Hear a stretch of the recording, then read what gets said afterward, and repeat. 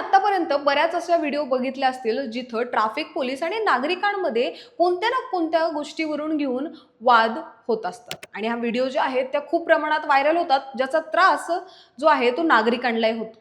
पण आता रस्त्यावर दादागिरी बंद। महाराष्ट्राचे ट्रान्सपोर्ट मंत्री प्रताप सरनाईक यांनी ट्रान्सपोर्ट संघटनांशी झालेल्या चर्चेनंतर घेतलेला हा मोठा निर्णय ट्रॅफिक पोलिसांना पूर्णपणे बांधून ठेवणार आहे का? विविध ट्रान्सपोर्ट संघटनेकडून ट्रॅफिक पोलिसांची दादागिरी, जबरदस्तीने ई चलान फाईन भरण्याची तक्रार वाढत होत्या।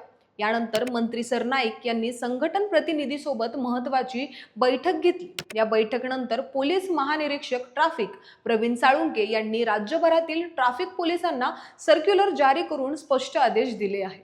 प्रलंबित ई चलान फाईन जबरदस्तीने भरण्यासाठी किंवा ड्रायव्हर्सकडून बेकायदेशीर पैसे मागण्यासाठी कोणतीही कारवाई करू नये।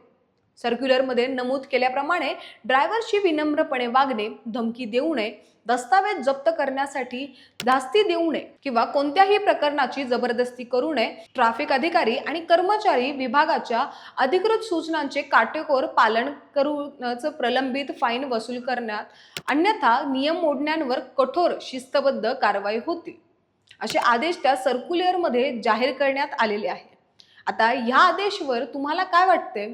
खरंच आता ह्या आदेशानंतर ट्रॅफिक पोलीस त्यांची रस्त्यावर चालणारी दादागिरी बंद करतील का? तुम्हाला काय वाटते? आम्हाला कमेंट करून नक्कीच कळवा आणि पाहत रहा न्यूज डॉट्स।